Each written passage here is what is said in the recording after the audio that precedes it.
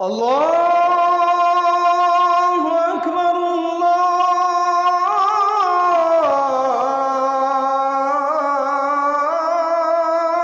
আকবার। শুক্রবারের প্রথম আমল হলো ভোরে ঘুম থেকে আগে আগে ওঠা।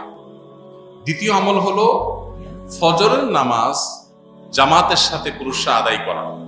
কারণ নবী করিম সাল্লাল্লাহু আলাইহি সাল্লামের একটি হাদিস আছে, তিনি বলেছেন আফদালুস সালাওয়াত সালাতুল ফজর মাআল জামাআতি ইয়াউমাল জুমআহ। সবচেয়ে উত্তম নামাজ হলো, যত নামাজ আছে এর মধ্যে সবচেয়ে উত্তম নামাজ হলো জুমার দিনে ফজরের নামাজ পুরুষরা জামাতের সাথে আদায় করা। এটা হলো যত নামাজ আছে এর মধ্যে সবচেয়ে শ্রেষ্ঠ মর্যাদার নামাজ। এর জন্য জুমার দিনের দ্বিতীয় আমল হলো ফজরের নামাজ জুমার দিন আপনার মহল্লার মসজিদে জামাতের সাথে পুরুষরা আদায় করা বা আপনারা বাসায় আগে আগে আদায় করা। 3 নম্বর আমল হলো জুমার দিনের সবচেয়ে গুরুত্বপূর্ণ আমল, সেটা হলো জুমার দিনে জুমার নামাজ আদায় করা। এটা হলো জুমার দিনের সবচেয়ে ইম্পর্টেন্ট আমল, বাকিগুলা ফরজ না, এটা হলো ফরজ। এরপরে আসুন 4 নম্বর আমল হলো যে আমলটা সবচেয়ে বেশি করা উচিত জুমার দিনে, সেটা হলো দুরূদ পাঠ করা। কারণ নবী সাল্লাল্লাহু আলাইহি ওয়াসাল্লাম বলেছেন আকসিরু আলাইয়া মিনাস সালাতি মিন ইয়াউমিল জুমআতি ওয়া লাইলাতিল জুমআহ। তোমরা জুমার রাতে অর্থাৎ বৃহস্পতিবার দিবাগত রাতে এবং জুমার দিনে অর্থাৎ জুমার সারা দিন সূর্য ডোবার আগ পর্যন্ত শুক্রবারে এই পুরো সময় জুড়ে তোমরা বেশি বেশি দুরূদ পাঠ করো আমার প্রতি। তাহলে জুমার দিনের বেশি আমল করতে হবে যেটা পরিমাণে, সেটা হলো কি দুরূদ প্রেরণ নবী সাল্লাল্লাহু আলাইহি ওয়াসাল্লাম। কয়টা আমল হলো? 4টা। এর পাশাপাশি 5 নম্বর আমল হলো জুমার দিনে আপনি গোসল করবেন, পরিচ্ছন্ন হবেন সুন্দর করে। এরপর আরেকটা আমল হলো আপনি উত্তম পোশাক পরিধান করবেন।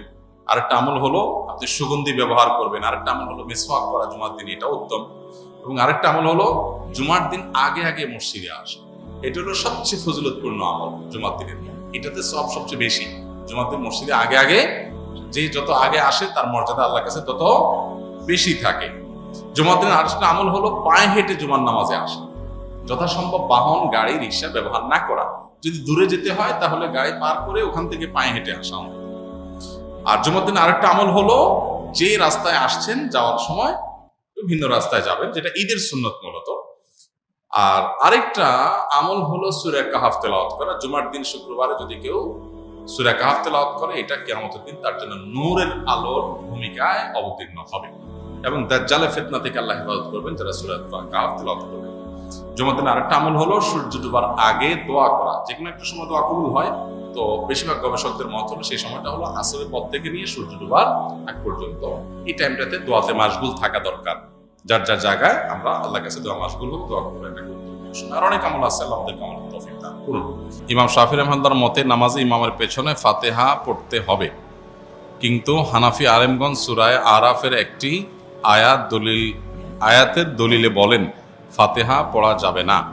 তাহলে এই আয়াত কি ইমাম শাফি রহমতুল্লাহের চোখে পড়ে নাই? যে ভাই প্রশ্ন করেছেন তাকে বিনয়ের সাথে বলতে চাই যে বিষয়গুলোকে এইভাবে বিশ্লেষণ করবার সুযোগ নাই। একটা আয়াত একজন ইমাম, স্বনামধন্য একজন ইমাম, লক্ষ লক্ষ কোটি কোটি মানুষ যাকে অনুসরণ করছেন, এলেমের মহাসমুদ্র, তার কাছে আয়াত চোখে পড়ে নাই এমনটি কোনো মুসলমানই মনে করার কোনো কারণ নাই। তাহলে বিষয়টা কি যে আয়াত দিয়ে একটি মাযহাবের ওলামারা দলিল দিচ্ছেন, আরেক মাযহাবের ওলামা ইকরাম সেটাকে দলিল গ্রহণ করছেন না, কারণ কি? এর উত্তর হলো যে বিষয়টা ব্যাখ্যা সংক্রান্ত বিষয়। কারণ ইমাম আবু হানিফা রাহিমাহুল্লাহ এবং তার অনুসারী অন্যান্য ওলামা ইকরাম যে আয়াত দিয়ে দলিল দিচ্ছেন, এই আয়াতকে তারা যে অর্থে নিচ্ছেন, ইমাম শাফি রাহিমাহুল্লাহর কাছে ভিন্ন অর্থ, ভিন্ন ব্যাখ্যা আছে। একই কথার একাধিক ব্যাখ্যা, একাধিক অর্থ থাকে এবং সেটার প্রেক্ষিতে মতভিন্নতা তৈরি হয়। এটা বোঝার জন্য সবচাইতে উত্তম হলো নবী করিম সাল্লাল্লাহু আলাইহি সাল্লাম যখন সাহাবীদেরকে একটি অভিযানে পাঠিয়েছেন এবং বলেছিলেন তোমরা যেই অভিযানে তোমাদের পাঠানো হচ্ছে, যে গোত্রের কাছে পাঠানো হচ্ছে, সেখানে গিয়ে তোমরা আসরের নামাজ পড়বে। নবী সাল্লাল্লাহু আলাইহি সাল্লামের এই নির্দেশ সবাই শুনেছেন এবং সবাই সেটাকে মানার জন্য প্রস্তুত ছিলেন। প্রতিমধ্যে যখন আসরের নামাজের ওয়াক্ত যায় অবস্থা হয়ে যাচ্ছে, তখন কিছু সাহাবী নামাজ পড়ে ফেললেন। কারণ ফরজ নামাজ ওয়াক্ত চলে যাচ্ছে, তাহলে হারাম হবে, এই জন্য তারা পড়ে ফেলেছেন। আর কিছু সাহাবী তারা পড়েন নাই, তারা যথাস্থানে গিয়ে তারপরে আদায় করেছেন। এখন প্রশ্ন হলো, এই সাহাবীদের কারোর কাছে কি নবীর নির্দেশ যায় নাই? ব্যাপারটা এরকম না, উভয়ের কাছে নবীর নির্দেশ গেছে, কিন্তু তারা দুই দল দুইটা আমল করেছেন। কেন? কারণ হলো একই নির্দেশকে বোঝার ক্ষেত্রে দুইটা দল ভিন্ন ভিন্ন বুঝ তাদের আছে। লাহু ফাহমুন অতিয়াহু রাজুলুন মুসলিম, যে কোনো মুসলিম তাকে আল্লাহ তাআলা যে বিবেক, তাকে আল্লাহ যে বুদ্ধি সেন্স দিয়েছেন, সেটা দিয়ে তিনি বুঝেছেন। এখন যে সমস্ত সাহাবীরা আসর পড়েছেন, তাদের যুক্তি ছিল যে নবী সাল্লাল্লাহু আলাইহি ওয়াসাল্লাম আমাদেরকে তাড়াতাড়ি যেতে বলেছেন যাতে আসর সেখানে গিয়ে পড়া যায়। এর মানে এইটা না যে ওয়াক্ত শেষ হয়ে গেলেও আমরা নামাজ পড়ব না। তো এই জন্য নবীজির নির্দেশের মানে হলো তাড়াতাড়ি যাওয়া, যেন আসর সেখানে যে পড়া যায়। ওয়াক্ত চলে গেলে আমাদেরকে নামাজটা আগে পড়তেই হবে, সেজন্য তারা নামাজ পড়ে ফেলেছেন। আর যারা নামাজ ওই জায়গায় গিয়ে পড়েছেন ওয়াক্ত শেষ হওয়ার পরে, তাদের বক্তব্য ছিল নবী সাল্লাল্লাহু আলাইহি ওয়াসাল্লাম আমাদেরকে বলেছেন সেখানে গিয়ে আসর পড়তে, অতএব আমি সেখানে গিয়ে আসর পড়বো। তার কাছে আল্লাহর পক্ষ থেকে ওহী আসে, অতএব ওয়াক্ত আছে কি গেছে সেটা আমার দেখার দরকার না, নবীর নির্দেশ মানাটাই আমার কর্তব্য, আমি সেটা করেছি। দুইটাই আপন জায়গায় সঠিক। নবী সাল্লাল্লাহু আলাইহি ওয়াসাল্লাম এই সংবাদ শোনার পর দুই মতের উপর আমল করা কাউকেই তিনি ভৎসনা করেননি, তার মানে উভয়টাকে তিনি অ্যাকসেপ্ট করেছেন।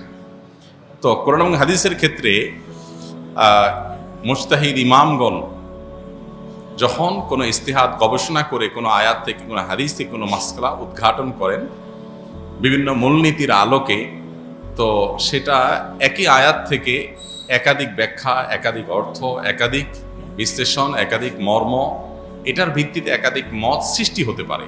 এক্ষেত্রে আমরা জিনিসগুলোকে এত সহজে কনক্লুশনে নিয়ে আসা, এত সহজে যোগ বিয়োগ করে ফেলাটা, এটা হলো আমাদের জ্ঞানের স্বল্পতার কারণে, কিংবা আমরা পুরো বিষয়টাকে ভালো করে না বোঝার কারণে। অতএব এই সমস্ত বিষয়কে কেন্দ্র করে সম্মানিত ইমামদের সম্পর্কে আমাদের কোনো অশ্রদ্ধা যেন না হয়, সেটা কোনো ইমামের প্রতিই না।